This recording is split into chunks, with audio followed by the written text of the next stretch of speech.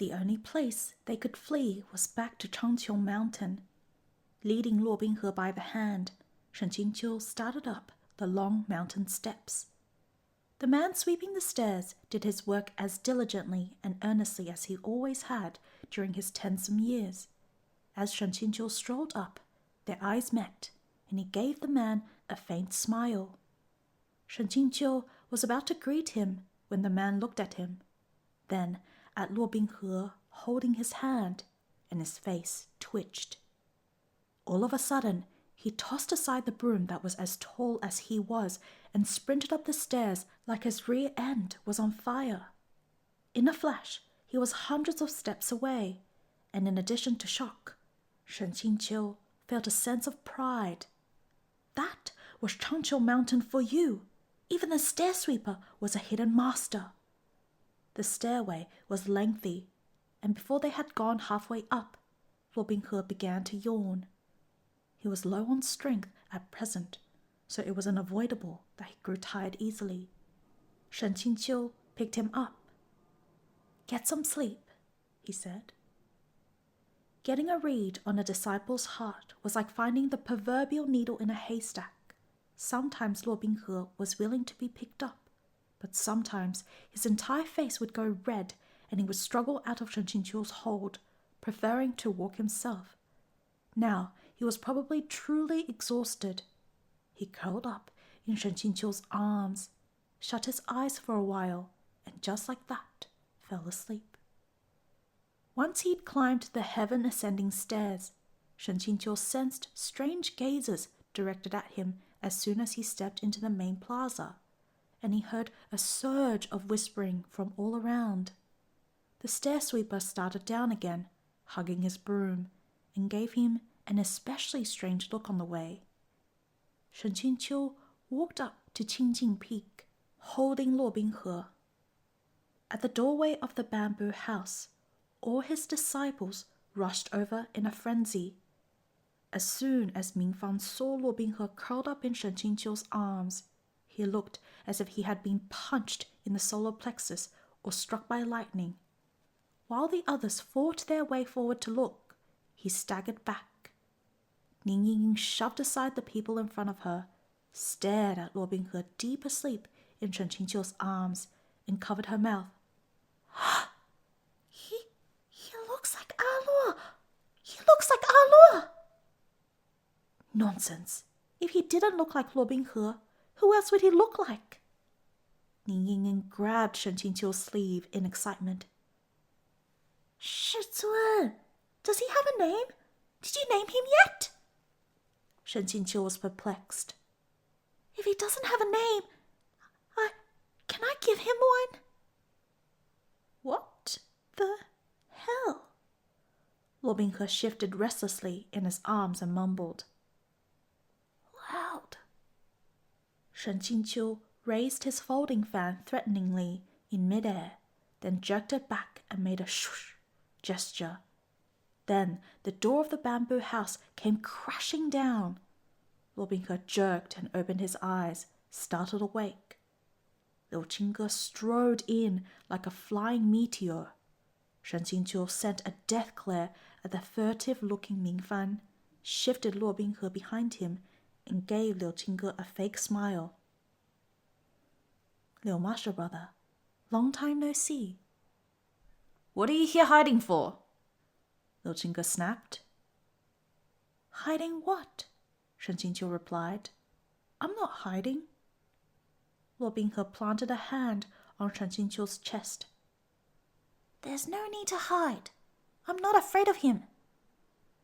Liu Qingge walked over and glared down at the challenge written all over Luo Binghe's little face. After a long time, he managed to stammer out, as if he was forcibly suppressing some emotion. When did you and Luo Binghe... When did you and he... When did we... Shen Qingqiu asked. When did they what? What have they done? Liu Qingge seemed to find it difficult to speak, so Mingfan cried out in his place. When did you have a song with him? He's so big. Silence. Great Master Liu airplane shooting towards the sky didn't write a Qingjing Emperor novel. After a very impolitely blasting quote, Great Master Liu off Qingjing Peak, Shen Qingqiu still felt like he was numb from a particularly electric shock. How can a man give birth to a child? Having been told the true sequence of events, Ning Yingying now knew that the child Shen Qingqiu had carried back wasn't his own baby. She was greatly disappointed, and she felt that her heart, full of passion in the 50-some names she'd come up with, had gone to waste. Oh, it was that stair-sweeper Gugu who went around telling everyone, she said, pouting. We all assumed it was true. Who could have thought our Lord could actually suffer a chi deviation? Stair-sweeper. How talented! Not only are you fast, your galaxy brain level delusions are also so unique. Shen Qingqiu will remember this. This disciple thought that when it came to the demon race, making a man give birth to a child wouldn't be outside the realm of possibility, Mingfan said awkwardly. Everyone vigorously nodded. Shen Qingqiu suffered even further mental collapse as he attempted to argue for logic. Even if I did, a kid wouldn't have grown this big in a few short months. Who knows? Mingfan said. We disciples thought that if it was that monster Luo Binghe's child, it wouldn't be impossible for a kid to be that big when even they're born. Shen Qingqiu was speechless. That night, Qingjing Peak's long-abandoned mass book-copying punishments made a grand reappearance. It was a rare occasion that Shen Qingqiu managed to make time to return to Cang Qiong Mountain while the 12 peak lords were all in one place. Naturally, they had to get together for a meeting or a meal. It had been a long time since Shen Qingqiu had sat, doing his poser act, in the second chair of the rare hall of Qiongjing Hall. He missed the sensation. He nodded at and greeted the peak lords one by one, exchanging a series of, quote, It's been a long time, and I hope you've been wells, and same to yous. He snapped open his fan, face brimming with joy. Yue Qingyuan's expression seemed to be a bit strange when he saw Shen Qingqiu, but he didn't say anything much. He just sat down at the head seat, smiled at him, and then placed a stack of files on the table. Shan Jinghua scurried up to collect and distribute them to everyone else. Shen Qingqiu accepted the list from Shan Jinghua, but first gave him a cursory glance. There was no telling what Shan Jinghua had done to piss off Mo Beijing this time, but the corner of his lip was swelling as he gave Shen Qingqiu a pathetic smile. Shen Qingqiu couldn't bear to look, so he shifted his gaze back to the file. The key points of discussion had already been marked in bold cinnabar red. With the first glance, the sip of his tea he had just drunk spewed out of his mouth. First, aggressively restrict access to copies of Regret of Chunshan, Song of Bingqiu, etc.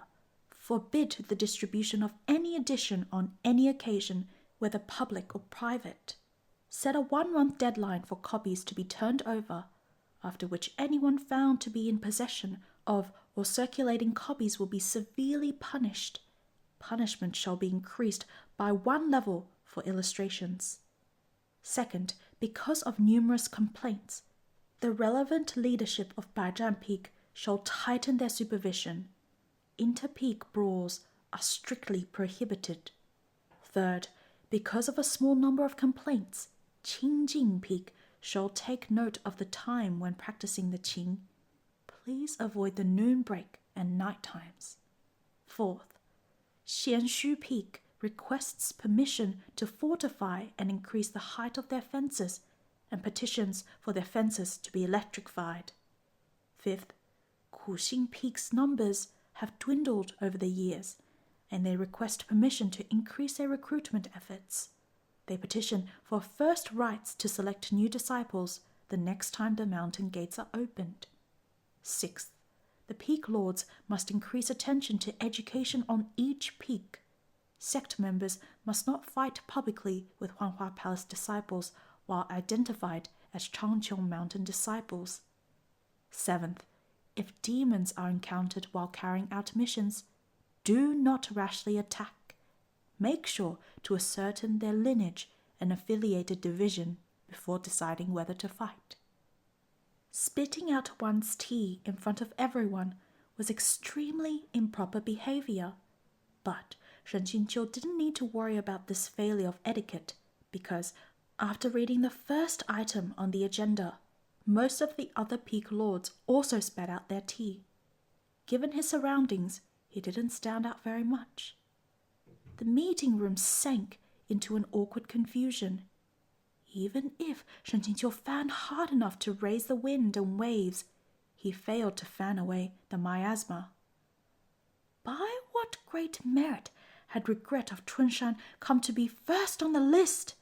And what the hell was this new one, Song of Bingqiu?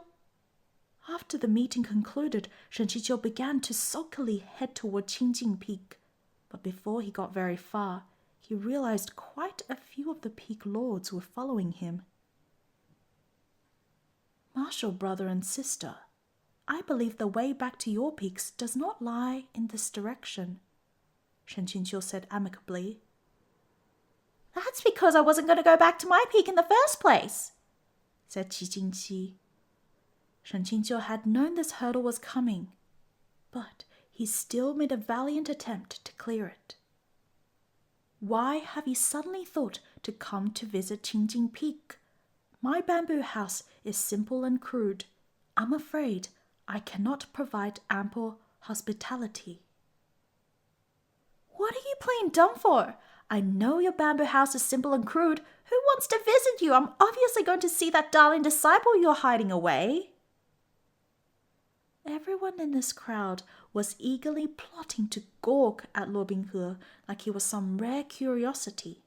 Helpless, Shen Qingqiu said, He'll be angry. You don't have to take it from me, Shen Marshal brother, but how does a disciple like him dare to be angry with his Shizun? Do you not discipline him properly? That won't do. No matter what your relationship is now, you should keep up discipline where it's due. So what if he's angry? What's there to be afraid of? Luo Binghe's powers are less than 1/10 of his usual. If we don't anger him now, when else can we? Because of his ascetic lifestyle, the Kuxing Peak Lord had a fiery temperament, and he was impatient after having failed to acquire the selection priority he wanted. Ha! Enough with this blathering. Are you just afraid we'll empty out your stock of tea? We're coming. Shen Qingqiu knew there was no escape, and his face darkened as he was dragged off toward Qingjing Peak. How do you guys know the situation so well? It's like you know it even better than me. He could maybe hold off 1 or 2 of them, but when several peak lords swarmed into the bamboo house all at once, there was nothing he could do to stop them. As soon as Qingjing walked in the door, she lost it and let out a chuckle. Luo Binghe was lying on the bed, deep asleep and tucked in tight, looking just as he had when Shen Qingqiu left. Shen Qingqiu gestured as if to say, He's asleep, don't disturb him. Liu Qingge sent a glance inside and couldn't resist remarking, Why does he look different from yesterday? Different? Shen Qingqiu turned, and sure enough, he was different. Luo Binghe seemed to have aged 2 years, and now looked to be about 7 or 8. Admirable growth, Wei Qingwei said quietly. Qingjing peered closely at him. Ha! At this rate, he's going to grow out of those clothes soon. Shen Qingqiu hadn't considered this issue. He pondered this, then realized that Luo Binghe's clothes truly hadn't fit so well that morning, and a chunk of his wrist was showing. True indeed. I have been careless. I'll take him to buy a few more sets tomorrow, he said. What do you mean buy? Qingjing asked. Do you not know how to use what we have? Just go to Xuanzi Peak and ask a few 姐姐 and 妹妹 to make outfits for him. At this, a few of the peak lords rather ungenerously began to chuckle. The vision of a crowd of sweet-smelling immortal ladies surrounding an aggrieved demon cutsleeve and chirping in their bird-like voices was enough to give these peak lords, who had nothing better to do, a good laugh. Seeing their glee at kicking Lord Binghe while he was down, Shen Qingqiu's heart began to hurt for the dregs of his disciple's dignity. Don't overdo it, don't overdo it. Let's go and sit in the drawing room. Don't stand around here staring at him. Stop laughing. Careful, you'll wake him up. You wouldn't even let us look at him before, and you won't let us look at him now either? Shen Marshal brother, you're such a killjoy. Give me some face. All right, then Shen Marshal brother should come drink with us on Zhuixian Peak tonight. I still have to look after Lord Binghe. You used to hole yourself up in here all the time, refusing to budge. Then you got dragged around all over the place. You're finally back for once. So forget the kid. Let's get together. You need time for yourself. You can't just orbit around your disciple all day. After Shen Qingqiu finally managed to shoo away his sect siblings and return to the bamboo house, he felt as if his head had swelled to full size. Lord Binghe was awake and sitting at his old desk. His legs weren't long enough to reach the ground and hung in midair, and next to him was a pile of documents even taller than he was. He held a brush dipped in red ink as he reviewed some lists and made notes. Shen Qingqiu looked at him for a while, then walked in. What are you doing? Lord Binghe looked up. Shizun hadn't been back in a long time, and there was no one to organize the books. This disciple wanted to make a new catalogue and put them in storage. Just get some rest. You don't have to take care of these things. But Shizun wasn't here, and I had nothing else to do.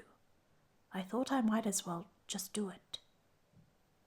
Shen Qingqiu sat down next to him, thought for a moment, then asked, Are you so unhappy to be back at Qingjing Peak? Lord Binghe gave him a faint smile. What is Shizun saying? How could this disciple be unhappy?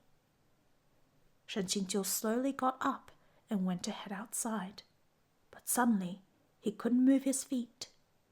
Lord Binghe had jumped down from the table and grabbed onto his legs.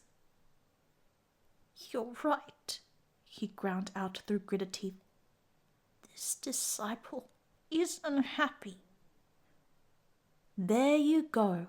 If you're unhappy, just say so. From now on, if you have something to say, don't shut it up inside your heart and stifle your feelings. If you really don't like Qingjing Peak, we'll leave once you recover your original form. It's just that, in your current state, you're unsuited to constant travel. If anything happens, Cang Qiong Mountain can at least protect you. I do like it, but Qingjing Peak I like is only Qingjing Peak. It's not Cang Qiong Mountain. And aside from Shizun and myself, it has no other people. But, Shen Qingqiu thought, the Qingjing Peak you like has never really existed, has it? Lord Binghe mumbled. Shizun, is it true that being with me has made you lose a lot of opportunities to do things for yourself? Shen Qingqiu burst out laughing. You put on quite a good act of being asleep. Your ears are sharp too. How much of your martial aspect have you recovered?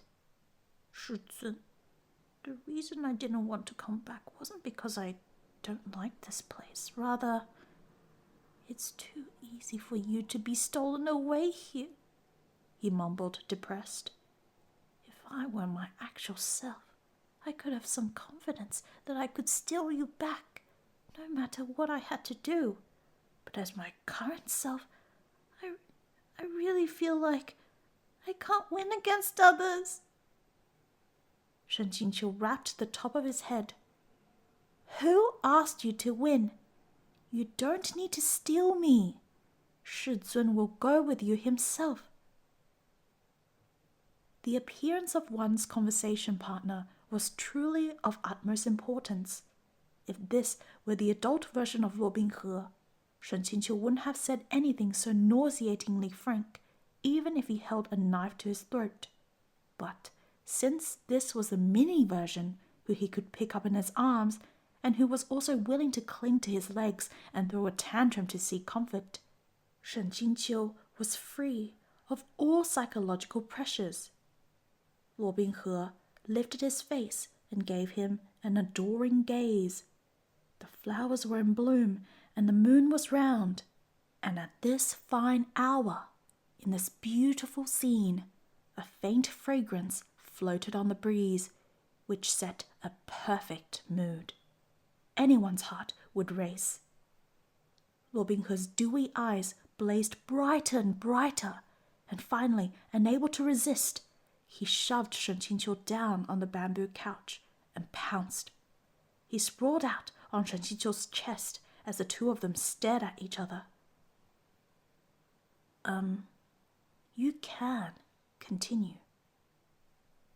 But even if they continued, he couldn't do any of the things he wanted to. Shen Qingqiu's expression was full of a sympathy he couldn't manage to hide. After a while, a howl of unbearable rage escaped from Luo Binghe's still youthfully tender throat.